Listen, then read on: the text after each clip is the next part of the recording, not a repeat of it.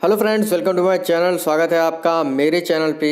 मैं हरिप्रिय पटेल बात करूंगा आपसे इस वीडियो में बाल विकास की परिभाषाओं के बारे में।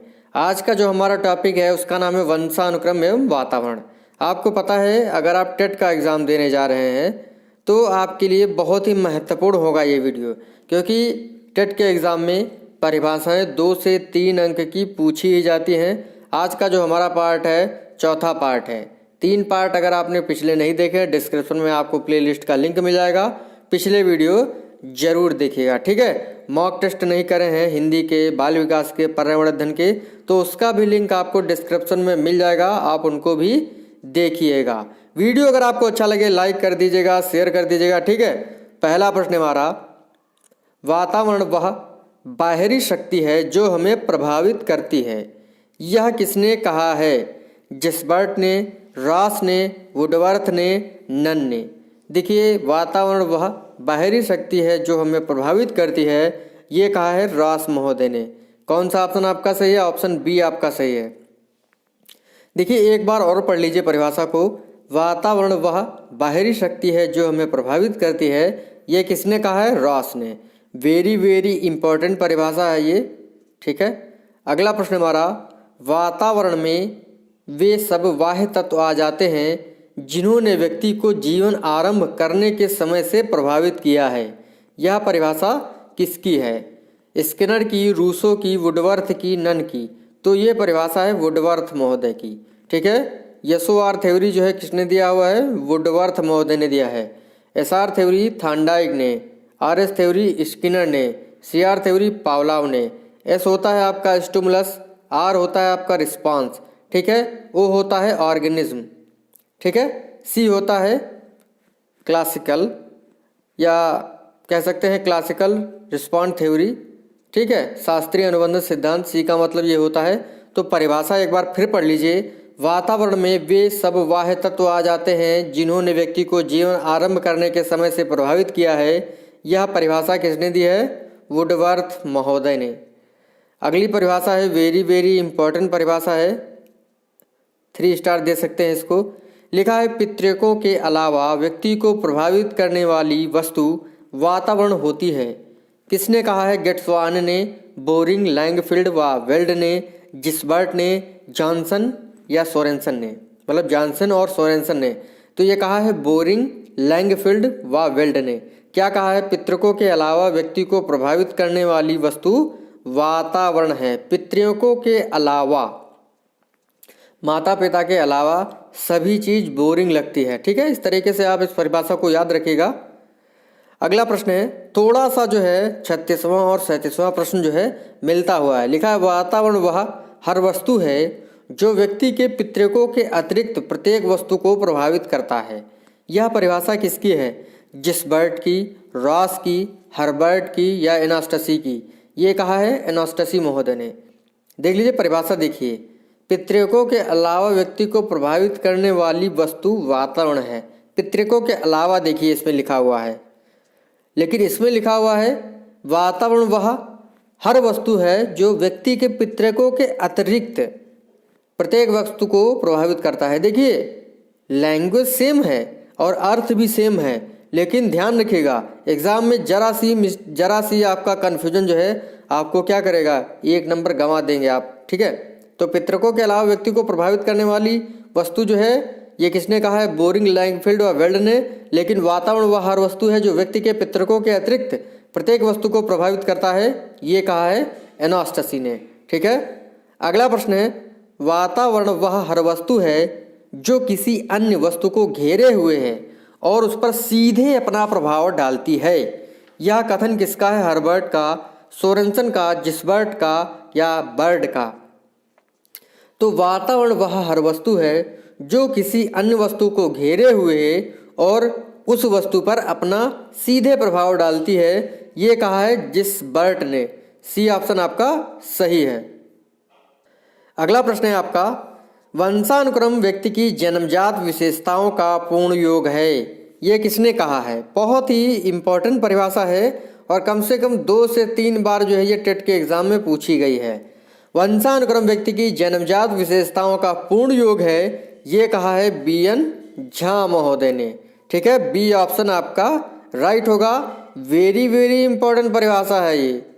देखिए, जिसको मैं बताता हूँ कि ये इम्पॉर्टेंट है वो बहुत ही इम्पॉर्टेंट होती है और आपके एग्जाम में आने की प्रबल संभावना रखती है। अगली परिभाषा जो है वो भी काफ़ी अच्छी है। वंशानुक्रम माता पिता से संतान को प्राप्त होने वाले गुणों का नाम है। यह परिभाषा किसने दी है? सोरेनसन ने, जिसबर्ट ने, रूथ बेनेडिक्ट ने या वाटसन ने? वंशानुक्रम माता पिता से संतानों को प्राप्त होने वाले गुणों का नाम है, ये कहा है रूथ बेनेडिक्ट ने। आपको पता होगा मनुष्य में कितने गुणसूत्र होते हैं? 23 जोड़ी गुणसूत्र, यानी कह सकते हैं गुणसूत्रों की संख्या 23 जोड़ी या 46 होती है। ठीक है, अगला जो परिभाषा है वो भी वेरी वेरी इंपॉर्टेंट है।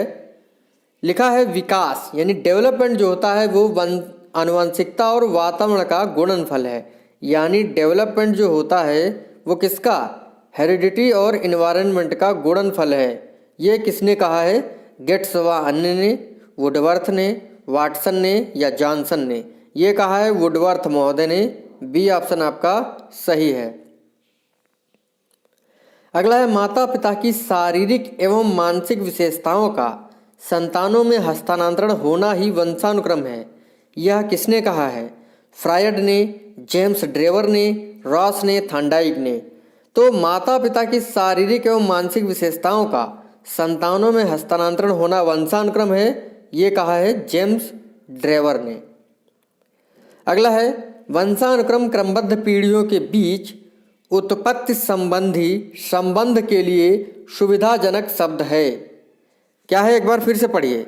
वंशानुक्रम क्रमबद्ध पीढ़ियों के बीच उत्पत्ति संबंधी संबंध के लिए सुविधाजनक शब्द है। यह कथन किसका है? ये कथन है थॉमसन महोदय का। अगला प्रश्न है आपका, वंशानुक्रम में वे सभी बातें आ जाती हैं जो जीवन का आरंभ करते समय, जन्म के समय नहीं वरन गर्भाधान के समय, जन्म से लगभग 9 माह पूर्व व्यक्ति में उपस्थित थीं। यह किसने कहा है? Johnson, Woodworth, Skinner, Sorensen? एक बार परिभाषा को ध्यान से पढ़िए।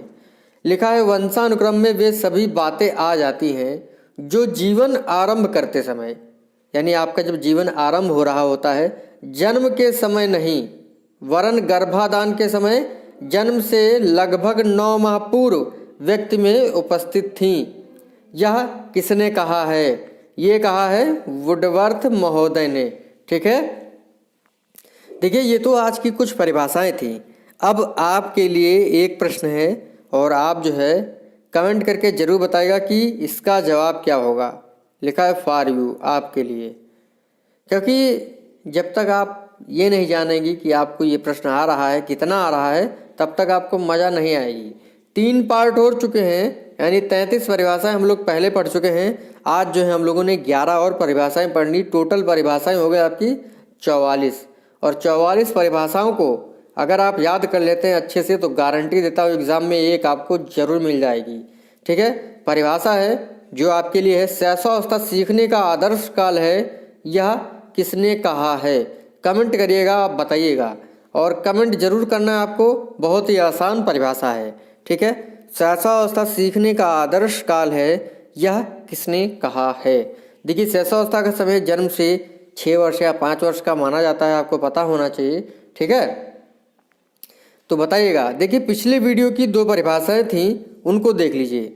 कौन कौन सी थी? लिखा है सीखना विकास की प्रक्रिया है, ये किसने कहा है? ये कहा है वुडवर्थ महोदय ने। दूसरी परिभाषा थी आपकी सीखना आदतों, ज्ञान और अभिवृत्तियों का अर्जन है, यह किसने कहा है? क्रो एंड क्रो ने। देखिए, कौवे, क्रो मीन्स कौवा होता है, कौवे की आदतें, ज्ञान और अभिवृत्तियाँ बहुत ही अच्छी होती हैं। इस तरीके से आप लोग इस परिभाषा को रिलेट करके याद रखिएगा। बहुत सारी ऐसी परिभाषाएं हैं जो आपको याद होनी चाहिए, जैसे अभिप्रेरणा अधिगम का सर्वोत्तम राजमार्ग है, किसने कहा? स्किनर ने कहा। अभिप्रेरणा हमारे क्यों का उत्तर देती है, किसने कहा? फ्रेंच व क्रचफील्ड ने कहा। ठीक है, इस प्रकार से और भी परिभाषा मैं आपको रिवाइज कराता हूँ। अभी एक परिभाषा है स्मृति एक आदर्श पुनरावृत्ति है, यह कथन किसका है? स्मृति एक आदर्श पुनरावृत्ति है, ये कथन है स्टाउट का। ठीक है, देखिए मुझे जो है एकदम वो जवानी याद है, आपको बताने की ज़रूरत नहीं है, क्योंकि मैंने जो परिभाषाएं हैं एकदम ट्रिक से और रोज़ जो है 10-10 करके याद किया हुआ है। ये नहीं एक साथ जो है सैकड़ों परिभाषाएं आप याद कर लेंगे और आपके एग्ज़ाम में सही हो जाएंगे, ऐसा नहीं हो सकता है। ठीक है, देखिए अधिगम की 2 परिभाषाएं मैं आपको और बताता हूँ, फिर उसके बाद जो है अपना वीडियो ख़त्म करते हैं। लिखा है हम करके सीखते हैं, लिखा नहीं है मतलब मैं बता रहा हूँ, हम करके सीखते हैं, ये किसने कहा है? डॉक्टर मिश ने। एक और परिभाषा है सीखना अनुभव और प्रशिक्षण द्वारा व्यवहार में परिवर्तन है, किसने कहा है? गेट्स व अन्य ने कहा है। ठीक है, इस प्रकार से आज का वीडियो यहीं पर समाप्त करते हैं। मिलते हैं आपसे अगली वीडियो में। जो प्रश्न आपसे पूछा गया है उसको मतलब उसका उत्तर जो है आप कमेंट करके जरूर बताएगा। थैंक यू फ्रेंड्स, धन्यवाद।